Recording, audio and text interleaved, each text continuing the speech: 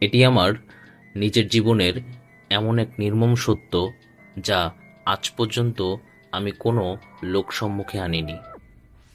ঘটনাটি অলৌকিক, তীব্র, ভয়ানক এবং কেন্দ্রবিন্দুতে রয়েছে একটি প্রাচীন এবং ভয়ঙ্কর জিন গোষ্ঠী, যেটার নাম মার্জান জিন।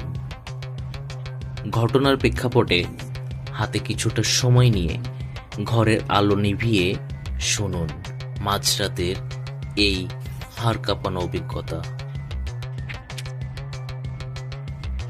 চলুন ঘুরে আসি শ্রীমঙ্গলের সেই অভিশপ্ত বাড়ি থেকে। ঘটনাটি 2015 সালের শেষের দিকে আমার দাদাবাড়ি মৌলভীবাজারের শ্রীমঙ্গলের এক প্রত্যন্ত এলাকায়। চারিদিকে ঘন চা বাগান আর হাড় কাঁপানো শীত। আমার দাদা ছিলেন ওই অঞ্চলের এক পুরানো প্রভাবশালী পরিবারের মানুষ। দাদাবাড়ির ঠিক পেছনে ছিল এক বিশাল পরিত্যক্ত দিঘি, যার চারপাশটা বড় বড় প্রাচীন বটগাছে ঘেরা ছিল। মানুষের দিনের বেলাতেও ওই দিঘির পাড়ে যাওয়ার সাহস করত না। আমার দাদা এক অদ্ভুত শখ ছিল পুরানো মুদ্রা, তামা ও পিতলের প্রাচীন জিনিসপত্র সংগ্রহ করা।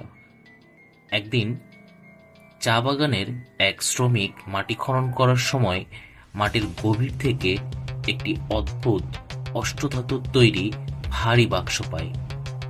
বাক্সটির গায়ে অদ্ভুত সব নকশা আর প্রাচীন আরবি হরফে কিছু লেখা ছিল।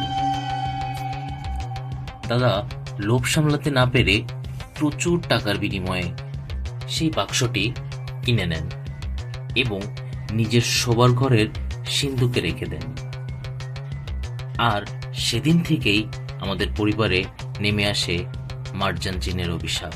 এখন মনে একটা প্রশ্ন আসতেই পারে যে মার্জান জিন কে, কি তার পরিচয়? চলুন শুনে আসি মার্জান জিন আসলে কে। ইসলামী ও প্রাচীন লোকগাথা অনুযায়ী জিনদের অনেক জাতিভেদ থাকে। তার মধ্যে মার্জান হলো এক অত্যন্ত শক্তিশালী, অহংকারী এবং রাজকীয় এক শ্রেণী। এরা সাধারণত রত্ন, প্রাচীন ধনগুপ্ত এবং গভীর নির্জন স্থান পাহারা দেয়। এদের গায়ের চামড়া সাধারণত আগুনের নয়, বরং নীল ও রক্তাক্ত আগুনের মিশ্রণে তৈরি হয়।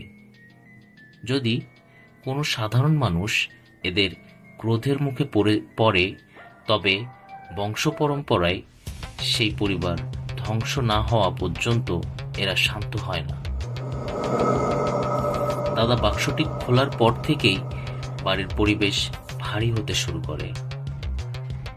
প্রথম সপ্তাহে বাড়ির সব পোষা বিড়াল আর কুকুর অদ্ভুতভাবে গলাকাটা অবস্থায় দিঘির পাড়ে পাওয়া যায়।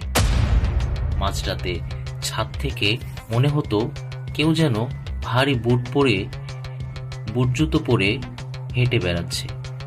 সবচেয়ে ভয়ানক ব্যাপার ছিল ঘরের তাপমাত্রা হঠাৎ করেই মাইনাসে নেমে যেত। শীতের দিনেও আমাদের মুখ দিয়ে ভাপ বের হতো ঘরের ভেতর থেকে। সেই কালো রাত্রি, রাত 2:45। তখন আমি অনার্সের ছাত্র। শীতের ছুটিতে দাদা বাড়িতে গিয়েছিলাম। সেদিন রাতে প্রচণ্ড ঝড় বৃষ্টি হচ্ছিল, সাথে ঘন বজ্রপাত। রাত আনুমানিক 2:45। হঠাৎ আমার ঘুম ভেঙে গেল এক অদ্ভুত গন্ধে। গন্ধটা ছিল পচা মাংস আর পোড়া সালফার মিশ্রণ, এক তীব্র যে আমার বমি আসার উপক্রম। আমি বিছানায় উঠে বসতেই লক্ষ্য করলাম আমার ঘরের জানালার বাইরে দিকের দিক থেকে একটা অদ্ভুত নীলাভ আলো আসছে। কৌতূহলবশত আমি জানালার দিকে এগোলাম। যা দেখলাম তা দেখার জন্য আমি মানসিকভাবে প্রস্তুত ছিলাম না। দিঘির ঠিক মাঝখানে জলের উপর দাঁড়িয়ে আছে এক বিশাল আকৃতি, প্রায় 10-12 ফুট লম্বা এক অবয়ব। তার সারা শরীর থেকে হালকা নীল রঙের আগুন ঠিকরে বের হচ্ছিল।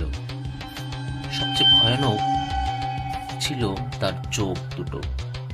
দুটো জ্বলন্ত লাল কয়লার মতো চোখ সরাসরি আমার জানালার দিকে তাকিয়ে আছে। আমি ভয়ে চিৎকার করতে গেলাম, কিন্তু আমার গলা দিয়ে কোনো আওয়াজ বের হলো না। এটাকে বলে বোবাই ধরার চেয়েও ভয়ঙ্কর এক প্যারালাইসিস। ঘরের ভেতর মার্জান জিনের প্রবেশ। হঠাৎ করেই ঘরের ভেতরের আলোটা দপ করে নিভে গেল। ঝড়ের শব্দ কোথাও, চারপাশ একদম নিস্তব্ধ। ঠিক তখনই আমার ঘরের দরজার নিচ থেকে কালো ধোঁয়া ঢুকতে শুরু করলো। বাতাসে এলো এক ভারী গমগমে কণ্ঠস্বর। সেই আওয়াজ ঘরের দেওয়াল কাঁপিয়ে দিচ্ছিল। কিন্তু অদ্ভুত ব্যাপার হলো, বাড়ির আর কেউ শুনতে পাচ্ছিল না।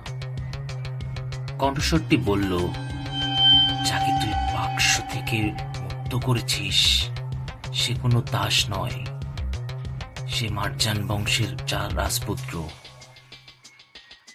এই অবাধ্যতার শাস্তি তোদের রক্ত দিয়ে চোকাতে হবে। পর মুহূর্তেই ঘরের কোণ থেকে একটা বিকট খিলখিল হাসির শব্দ শোনা গেল। আমি দেখলাম আমার খাটের ঠিক পাশেই এসে দাঁড়িয়েছে সেই অবয়বটি। তার মুখমণ্ডল বিকৃত, চামড়া পোড়া তামাটে রঙের এবং নখগুলো তলোয়ারের মতো ধারালো। সে তার বিশাল হাতটা বাড়িয়ে আমার গলার দিকে এগিয়ে আনলো। তার হাতের ছোঁয়ার লাগার আগেই আমার মনে হচ্ছিল আমার চামড়া পুড়ে যাচ্ছে। ঠিক সেই মুহূর্তে আমার দাদা পাশের ঘর থেকে জোরে জোরে আয়াতুল কুরসি তিলাওয়াত করতে লাগলো। আমার ঘরের দিকে ছুটে এলেন মার্জান জিনটি। দাদার গলায় আওয়াজ পেয়ে তীব্র রাগে গর্জে উঠল। ঘরের সমস্ত কাচের জানালা এক নিমেষেই ভেঙে চুরমার হয়ে গেল। দাদা ঘরে ঢুকেই আমার দিকে এক বোতল পবিত্র জমজমের পানি ছিটিয়ে দিলেন এবং জিনটির দিকে তাকিয়ে উচ্চস্বরে কোরআন মাজিদের কিছু নির্দিষ্ট সূরা পড়তে লাগলেন। সাধারণত ভূত জিন হলে হয়তো সাথে সাথে পালিয়ে যেত, কিন্তু এটি ছিল মার্জান জিন। সে তীব্র উপহাসের ভঙ্গিতে হাসতে হাসতে বলল, তোদের এই তিলাওয়াত আমাকে পুড়িয়ে ছাই করতে পারবে না বুড়ো। আর আমি তোদের চেয়েও বেশি সময় ধরে এই পৃথিবীতে আছি।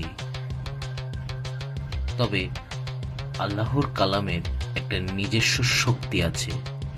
দাদা যখন সূরা আল জিনের শেষ আয়াতগুলো তীব্র আওয়াজে পড়তে লাগলেন, তখন জিনটি নীলাভ আগুন দাউ দাউ করে জ্বলে উঠল। সে এক বিকট চিৎকার দিল, যে চিৎকার মানুষের কান ফাটানোর জন্য যথেষ্ট। এরপর ঘরের সিলিং ভেদ করে সে অদৃশ্য হয়ে গেল। জিনটি চলে যাওয়ার পর আমি জ্ঞান হারিয়ে ফেলি। সকালে আমার জ্ঞান ফেরে। আমি নিজেকে সিলেটের একটি হাসপাতালে আবিষ্কার করি। কিন্তু ভয়ঙ্কর বিষয় হলো, সেই রাতের পর থেকে আমার দাদা কখনো কথা বলতে পারেননি। তার শরীরের ডান পাশটা সম্পূর্ণ প্যারালাইজড হয়ে যায় এবং তার পিঠে একটি পোড়া দাগ তৈরি হয়, যা দেখতে হুবহু একটি আরবি হরফের মতো। আমরা সেই রাতের শ্রীমঙ্গলের বাড়ি এবং সেই অভিশপ্ত বাক্স দিঘির জলে ফেলে দিয়ে চলে আসি। আজ এতগুলো বছর পার হয়ে গেল, আমরা এখন ঢাকায় থাকি, কিন্তু এখনো যখন কোনো অমাবস্যার রাতে প্রচণ্ড ঝড় বৃষ্টি হয়, আমি আমার ঘরের জানালার বাইরে একজোড়া চলন্ত চোখ দেখতে পাই। মার্জান জিন আমাদের ক্ষমা করেননি, সে এখনো অপেক্ষা করছে তার প্রতিশোধের পূর্ণতার জন্য।